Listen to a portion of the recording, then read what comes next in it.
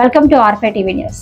వినుకొండలో ఆంధ్రప్రదేశ్ రాష్ట్రాన్ని పారిశ్రామికంగా విద్యాపరంగా అగ్రగామిగా నిలిపేందుకు ముఖ్యమంత్రి చంద్రబాబు నాయుడు, ఉప ముఖ్యమంత్రి పవన్ కళ్యాణ్ నాయకత్వంలోని కూటమి ప్రభుత్వం అహర్నిశలు కృషి చేస్తోందని ప్రభుత్వ చీఫ్ విప్ జీవి ఆంజనేయులు స్పష్టం చేశారు.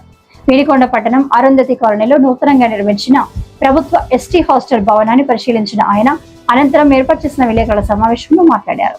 ప్రపంచ స్థాయి దిగ్గజ సంస్థ గూగుల్ విశాఖపట్నంలో తన డేటా సెంటర్ను ఏర్పాటు చేసేందుకు శంకుస్థాపన చేయడం రాష్ట్ర చరిత్రలో సువర్ణ అక్షరాలతో లిఖించదగ్గ అంశమని ఆయన కొనియాడారు. ఇది కేవలం ఒక పెట్టుబడి మాత్రమే కాదని, ఉత్తరాంధ్ర అభివృద్ధికి ఒక గొప్ప మలుపు అని, దీని ద్వారా వేలాది మంది యువతకు ఉపాధి అవకాశాలు లభిస్తాయని ధీమా వ్యక్తం చేశారు.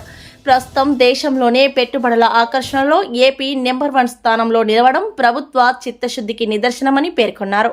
గత వైసీపీ ప్రభుత్వంపై విరుచుకుపడుతూ జగన్మోహన్ రెడ్డి పాలనలో రాష్ట్రం 10 ఏళ్లు వెనక్కి వెళ్లిందని విమర్శించారు. వైసీపీ హయాంలో 9.70 లక్షల కోట్ల అప్పులు చేసి రాష్ట్రాన్ని ఆర్థిక సంక్షోభంలోకి నెట్టారని, ఎస్సీ, ఎస్టీ, బీసీ వర్గాలను కేవలం ఓటు బ్యాంకుగా వాడుకుని మోసం చేశారని ధ్వజమెత్తారు.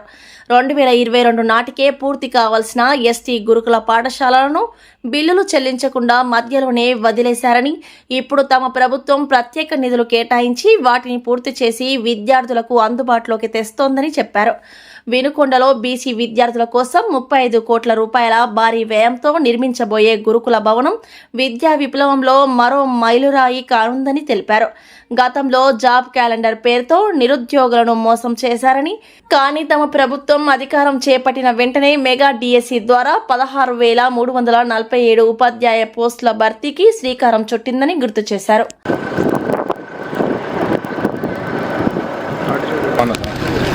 అంతా రాయించినోడు పేరు ఎందుకు రాయించలేదు? ఎన్ని రూమ్స్ ఉన్నాయి మొత్తం?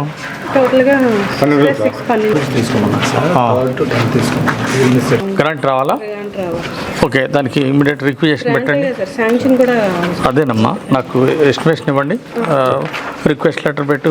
సీఎం గారి దగ్గరికి వెళ్దాం.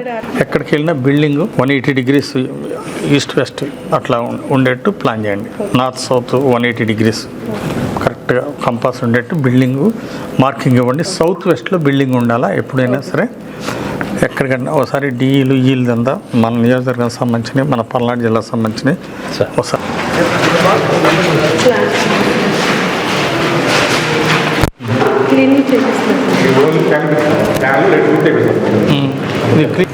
జూన్ 12 తర్వాత 12-13లో వెంటనే 12-13 మీరు చెప్పండి. మీరు ప్రిన్సిపల్ గారు అందరూ మాట్లాడుకోండి, వెంటనే చేసేద్దాం. అడ్మిషన్స్ అక్కడ కాంపౌండ్ వాళ్ళు, పెద్ద ఎంట్రన్స్ గేటు, అదే మొత్తం అన్నీ కలిపి ఏం కావాలో ఎస్టిమేషన్ ఇవ్వండి. నేను సీఎం గారి దగ్గరికి వెళ్తాను. ఉంటారు నువ్వు, అది కదా నువ్వు కెమెరాలు పెట్టి ఇక ఫుల్ ఫ్లెడ్జ్డ్లో ఇక ఇది లేదు అనుకోండి, ఏం కావాలో మొత్తం ఇవ్వండి ఎస్టిమేషన్. కలిసిపోవాలా ఆ గోడలో కానీ విడ్త్ తక్కువ, లెంగ్త్ ఎక్కువ పెట్టేసి ట్రావెల్ తోటి మంచిగా కోర్టులు తయారు చేయాలి. గేమ్స్ కోర్ట్స్ కూడా, అందులో కోర్టు తయారు చేయడానికి కూడా.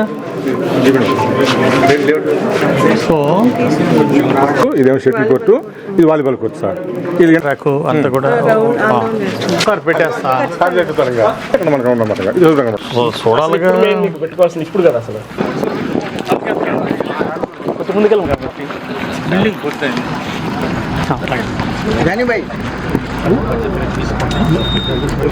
ప్రపంచంలో నంబర్ 1 గూగుల్ డేటా సెంటర్ని ఈరోజు ముఖ్యమంత్రి చంద్రబాబు నాయుడు గారు, నారా లోకేష్ గారు విశాఖలో శంకుస్థాపన చేయటం ఎంతో అభినందనీయం. ఈరోజు చరిత్రలో సువర్ణాక్షరాలతో లిఖించదగ్గ విషయం ఈ గూగుల్ డేటా సెంటర్. ప్రపంచంలోనే అతిపెద్ద యూనిట్ ఈరోజు మన విశాఖపట్నం రావడం, మన రాష్ట్రానికి శంకుస్థాపన చేయడం ఎంతో అభినందనీయం. దీనివల్ల ఉత్తరాంధ్ర అభివృద్ధికి ఇది ఒక మలుపు, కొత్త మలుపు.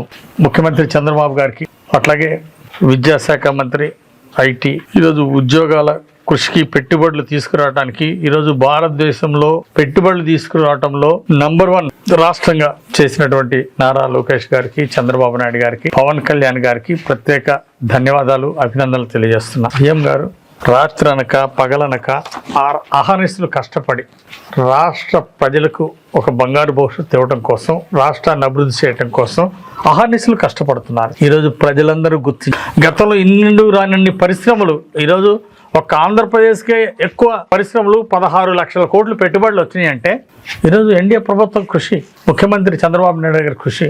అట్లాగే ఈరోజు విద్యా ప్రమాణాలు, విద్యాశాఖ మంత్రి లోకేష్ గారు విద్యా ప్రమాణాన్ని గొప్పగా తీర్చిదిద్దటం, ఈరోజు ప్రపంచంలోనే విద్యా ప్రమాణాల్లో ఒక నాణ్యతా ప్రమాణాలు తీసుకొచ్చి ఒక మోడల్ ఎడ్యుకేషన్ ఇవ్వాలనే ఆకాంక్షతో కొత్త సంస్కరణలు తీసుకొచ్చారు విద్యాశాఖ మంత్రి లోకేష్ గారు. అలాగే మోడల్ స్కూల్స్ తీర్చిదిద్దారు, ఎంతో అభినందనలు. వైసీపీ పాలనలో 5 సంవత్సరాల అధికారం నుండి ప్రతి సంవత్సరం జాబ్ క్యాలెండర్ అమలు చేస్తామని, ప్రతి సంవత్సరం డిఎస్సి వేసి టీచర్ల ఉద్యోగాలు నియామకం చేస్తామని, ఒక్క సంవత్సరం కూడా ఒక్క టీచర్ ఉద్యోగం నియామకం చేయలేదు వైసీపీ పాలనలో.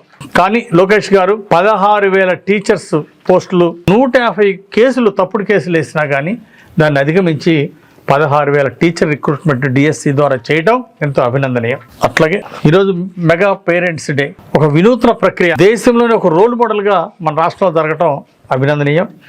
టీచర్స్ యొక్క పిల్లల యొక్క భావాలు తల్లిదండ్రులు, టీచర్స్, ఉపాధ్యాయులు అందరూ కూడా అర్థం చేసుకోవటం, వాళ్ళకు పిల్లలకు బంగారు భవిష్యత్తు ఇవ్వడానికి ఈ mega teachers day, mega parents and teachers day ఎంతగానో ఉపయోగపడింది. అలాగే వైసీపీ పాలనలో విద్యా వ్యవస్థను సర్వనాశనం చేశారు. అట్లాగే విద్యను గాలికి వదిలేశారు, విద్యా ప్రమాణాలు దిగజారిపోయినాయి. విద్యా వ్యవస్థని సర్వనాశనం చేసినటువంటి జగన్మోహన్ రెడ్డిని, వైసీపీ పాలనని ప్రజలు ఎప్పటికీ క్షమించరు. ఈరోజు మన ఎస్టీ గురుకుల పాఠశాల ఉంది, 2021-22లో శాంక్షన్ చేశారు. 24 మే దాకా వైసీపీ పాలన, ఏప్రిల్ దాకా వైసీపీ పాలన నడిచింది. బిల్డింగ్ శాంక్షన్ ఇచ్చారే కానీ ఈ రాష్ట్రంలో ఎస్టీ గురుకుల పాఠశాలలు ఒక్కదానికన్నా బిల్లు ఇవ్వలేదు వైసీపీ పాలన. ఎందుకు ఇవ్వలేదని నేను అడుగుతున్నా. ఎస్టీలకి గురుకుల పాఠశాల అవసరం లేదా? ఎస్సీలకి గురుకుల పాఠశాల అవసరం లేదా? మరి బీసీలకి అవసరం లేదా? ఒక ఎస్సీ కానీ, ఒక ఎస్టీ కానీ, ఒక బీసీ కానీ ఎక్కడ రెసిడెన్షియల్ స్కూల్స్కి, గురుకుల పాఠశాలకి బిల్లు చెల్లించిన పాపాన పోవాలా జగన్మోహన్ రెడ్డి. వైసీపీ పాలన దుర్మార్గంగా పేదల జీవితాలతో ఆడుకోవటం చాలా బాధాకరం. ఈరోజు ముఖ్యమంత్రి చంద్రబాబు నాయుడు గారు, మంత్రి నారా లోకేష్ గారు రెసిడెన్షియల్ స్కూల్స్ బిల్డింగ్ తొందరగా పూర్తి చేయాలని, ఎన్డీఏ పాలన వచ్చినాకనే కాంట్రాక్టర్కి మొదటి బిల్లు వచ్చింది. వైసీపీ పాలనలో ₹1 కూడా ఇవ్వకపోవడం బాధాకరం. మంత్రి గుమ్మడి సంజయ్ రాణి గారికి హృదయపూర్వక అభినందనలు తెలియజేస్తున్నా.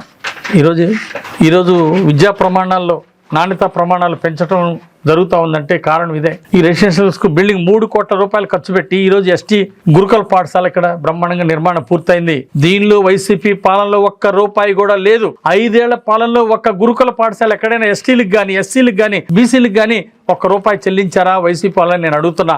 ఎందుకు చెల్లించలేదని ఈరోజు ప్రజలకు సమాధానం చెప్పమంటున్నా వైసీపీ వాళ్ళని.